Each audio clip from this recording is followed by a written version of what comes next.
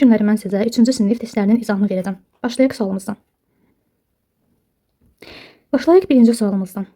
Bir mağaza həftə içi 450 manat, həftə sonu isə 280 manat gəlir əldə etdi. Mağaza sahibi bu pulun 120 manatını icarəyə, 90 manatını isə vergiyə ödədi. Mağazanın nə qədər pul qaldı? Deməli, mağaza həftə içi 450 manat, həftə sonu isə 280 manat gəlir əldə edir. Ümumi gəliri biz hesablamaq istəyirik. Ümumi gəliri hesablamaq üçün 450 ilə 280-in cəmini tapacağam. 450 üzərinə gəlinsin 280. 0-ın üzərinə 0, 0. 8-in üzərinə 5, 13, 3 yazıram 1 yadda. 4-ün üzərinə 2, 6, 1 yadda da olur 7. Deməli, ümumi gəlir elədi 730 manat. İndi isə gəlin xərclərə baxaq. Yazıram bura xərclər. Deməli, 120 manat icarəyə xərcdir, 90 manatsa vergiyə. 120-nin də üzərinə gəlir 90, eləyir, deməli 210. 210 manat da xərclərdir. İndi qalan pulu necə tapırıq? Ümumi 730 manat pulu var. 730 manat pulun 210 manatı xərcə gedibsə, yerdə nə qədər pul qalır? 730-dan çıxacam 210-a. 0, 3-dən 1, 2, 7-dən 2, 5. 520 manat. Deməli, mağazanın nə qədər pulu qaldı? 520 manat. Düzgün cavab olacaq B variantı. Sonra keçirik digər suala. Bağda 120 ağac var. Bu ağacların 6da 1 hissəsi almadır. Qalan ağacların yarısı isə armuddur. Bağda neçə armud ağacı var? Deməli, ümumi bağdır. Ümumi bağımızda ay uşaqlar 120 ağac var. Bu ağacların 6da 1 hissəsi almadır. Biz 120-nin uşaqlar 6da 1 hissəsini tapırıq. 120-ni bölürük 6-ya, vururuq 1-ə. Neçə edir? Elədi 20. Deməli, 20 almadır. Daha sonra qalan ağaclara da bax. 120 ağacın 20-si almadırsa, qaldı 100 ağac. İndi deyir ki, qalan ağacların yarısı isə armuddur. Qalan ağac 100-dür. 100-ün yarısı armuddur. 100-ün yarısını necə taparam? 100-ü bölərəm 2-yə. O da eləyəcək 50. Deməli, bağda neçə armud ağacı var? 50. Düzgün cavab olacaq B. Sonra keçirik digər suala. Hər birində 8 kitab olan 12 qutunu mağazaya gətirdilər. Kitabların 26 dənəsi satıldı. Qalanları isə hər rəfdə 10 dənə olmaqla düzüldü. Neçə rəf lazım oldu? Deməli, uşaqlar 12 qutudur. 1, 2, 3, 4, 5, 6, 7, 8, 9, 10, 11, 12. Ümumi 12 qutudur. Hər birində də 8 kitab. 8, 8, 8. 8, burada da 8, burada da. Deməli, 12 qutu, hər birində 8 kitab. Cəmi ümumi kitabların sayı nə qədər olar? 12-ni vuraram 8-ə, ümumi kitab sayını tapmaqdan ötürü. Yazıram. 12 vurulsun 8. Bunu silək. 12 vurulsun 8.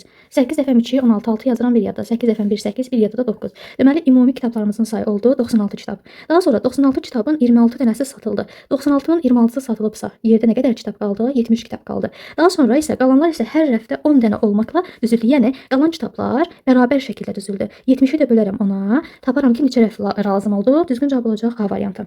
7 rəf lazım oldu. Sonra keçirik 4-cü suala. 4, 0, 7, 5 rəqəmlərindən istifadə etməklə yazıla bilən ən böyük tək ədədi 103-ə qədər yuvarlaqlaşdırdıqda neçə alınır? Deməli, ay uşaqlar, biz ən böyük ədəd düzəltmək istəyiriksə, bu verilənləri azalan sırayla düzməliyik. Ən böyük 7, sonra azalan sırayla gəlin düzək 7, 5, 4, 0. Artıq burada uşaqlar görürük ki, tək yaranmadı, cüt yarandı. Ona görə deməli yazıram 7, 4, 0, 5. Çünki burada 0, 4 ilə sonu bitirə bilmərəm. Mənə cüt yox, tək lazımdır. Oldu 7405. 7405 ədədini də deyir ki, 103-ə qədər yuvarlaqlaşdır. Təkcə onluq, yüzlük. 4-ün altından xətt çəkirəm. 4-dən sonra artın verməyən rəqəm, yəni 0 gəlib. Ədəd özü olduğu kimi qalır. Özündən sonrakılar da 0-a çevrilir. Düzgün cavab olacaq B variantı. Gəlin elə biz bu əsasda yuvarlaqlaşdırma qaydasında danışaq. Bizim neçə rəqəmimiz var idi uşaqlar? Onun hansılardır? 0, 1, 2, 3, 4, 5, 6, 7, 8 və 9. İndi yuvarlaqlaşdırmanın bərabərliyi hansıdır? Deməli, dalğavari bərabərlik.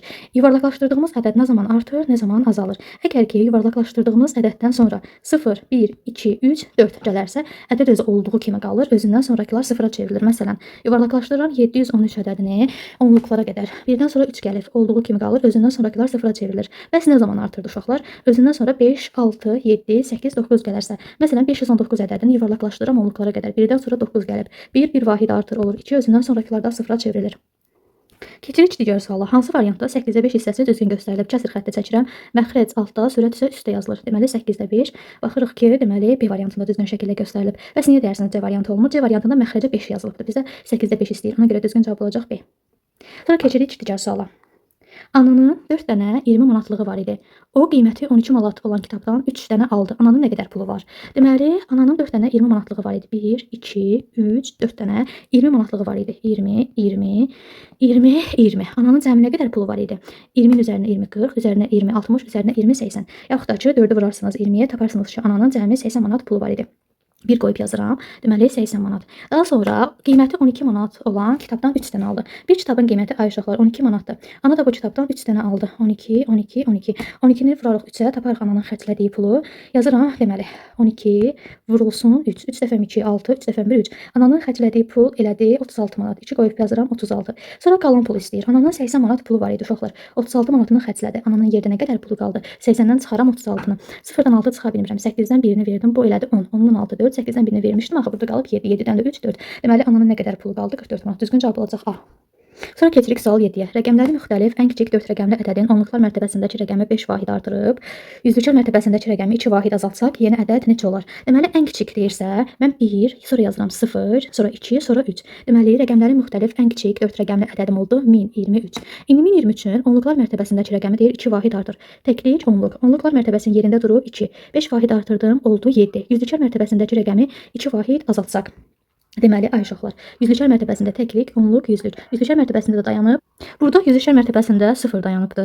Yəni biz 0-ı 2 vahid azaltsaq mənfi olur. Bu vahid azaltmaq yox, bunu vahid artır kimi götürsək, yüzlüklər mərtəbəsindəki rəqəmi 2 vahid artırsaq, deməli 0-dır. 2 vahid artırsam olacaq 2. Daha sonra bir də olduğu kimi qaldı 3. Yeni ədəd olacaq 1273. Sonra keçirik növbəti suala. Avtomobil 1-ci saat 85 km, 2-ci saat bundan 15 km çox yol getdi. 3-cü saat isə ilk 2 saatda getdiyi yol getdi. Avtomobil cəmi neçə kilometr yol getdi? Deməli uşaqlar 1-ci saat 85 km yol gedib, 2-ci saat 85-dən 15 km çox. 85-in üzərinə gəlirəm 15 eləyir 100 km. 3-cü gün isə ilk 2 saatda getdiyi yol getdi. Yəni 100 ilə 85-in cəmini getdi 185 km. İndi bizdən istəyir ki, ümumilikdə avtomobil cəmi neçə kilometr yol getmişdi? Birinci 100 ilə 185-in cəmini tapıram. Eləcək 285. Daha sonra 285-in də üzərinə gələcəm 85-i. 5-in üzərinə 5, 10, 0 yazıram bir yada. 8-in üzərinə 8, 16 bir yadda olur. 17 bir yada. 2 bir vahid artıq olur 3. Deməli avtomobil cəmi neçə kilometr yol getdi? 370 km. Düzgün cavab olacaq B.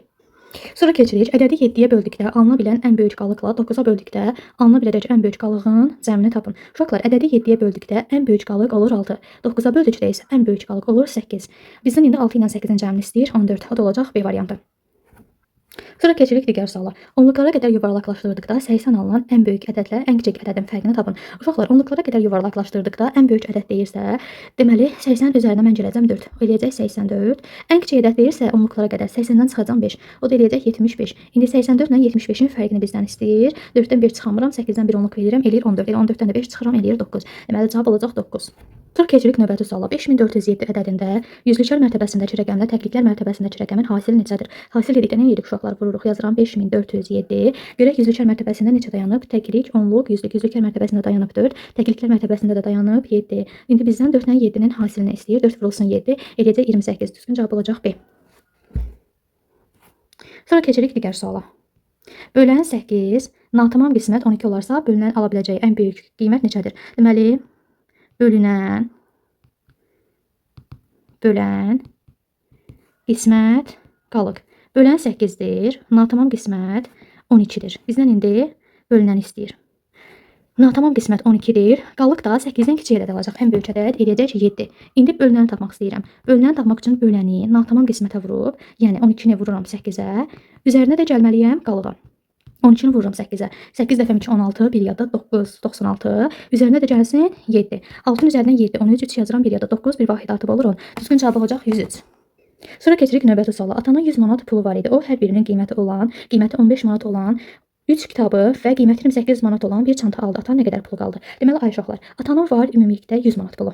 İndi kitablara nə qədər pul verib gəlin tapaq. Deməli ay uşaqlar, kitabın birinin qiyməti 15 manatdır. Bəs 3 kitabın qiyməti necə olur? 3-ü vuraram 15-ə.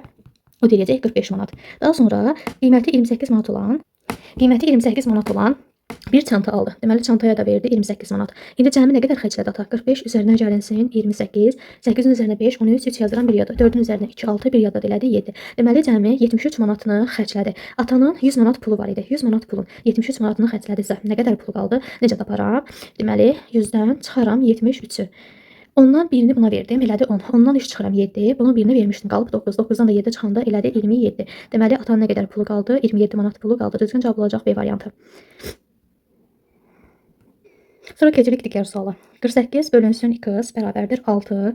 Daha sonra y vurulsun 4 bərabər 32 olarsa x üzərinə gəlsin y vurulsun 5 ifadəsinin qiymətini hesablayın uşaqlar. 48-i neçəyə böldükdə 6 eləyir. 48-i bölürəm 6-ya, deməli 8. Burada vur 4-dür. Digər tərəfi necə keçəcək? Böl 4 kimi. 32-ni də bölürəm 4-ə eləyəcək 8. İndi ifadəmizin qiymətini hesablayırıq. X üzərinə gəlsin y 8 üzərinə gəlsin 8 eləyəcək 16. Mötərizəmizin içini hesabladıq. Sonra da 16-nı vurmalıyıq 5-ə. Yazıram. Deməli 16 vurulsun 5. 5 dəfəm 6, 30, 0 yazıram 3 yadda. 5 dəfəm 1, 5, 3 də yad eləyəcək 80. Deməli ifadəmizin qiyməti oldu 80. 2 ədədin cəmi 24, fərqi isə 6-dır. Böyük ədədi 3-ə böldükdə qismət neçə olar? Uşaqlar, mən sizə belə bir asan yol öyrədim. 2 dənə ədəd götürək. A, B ədədləri. Deməli, 2 ədədin cəmi 24-dür. Yazıram. A üzərinə gəlsin B bərabər 24. Fərqi isə 6-dır. A çıxılsın B bərabər 6. Burada böyük ədəd A-dır, kiçik ədəd B-dir. Uşaqlar, böyük ədədi tapmaqdan ötürü bunları cəmləyirəm, bölürəm 2-yə. 24 ilə 6-nın cəmi eləyəcək 30. 30 da böləndə 2-yə eləyir 15. İndi böyük ədədi 3-ə böldükdə qismət neçə olur? 15 3-ə böldükdə qismət olacaq 5. Bəs deyərsiniz ki, kiçik ədədi necə taparam? Kiçik ədədi tapmaqdan ötürü də 24-dən çıxacaqsınız 6-nı, aldığınız cavabda böləcəksiniz 2-yə. Burada deməli düzgün cavab oldu A. Sonra keçirik digər suala. Məxrəci 9, sürəti isə məxrəcindən 4 vahid kiçik olan kəsir hansıdır? Deməli kəsir xətti çəkirəm. Məxrəcimə yazıram 9, sürəti isə məxrəcindən 4 vahid kiçikdir. Yəni 9-dan 4 vahid kiçik. 9-dan çıxıram 4 eləyəcək 5. 9-da baxırıq A variantı 9-da 4, B variantı 4-də 9, D variantı 5-də 9. Deməli düzgün cavab olacaq C.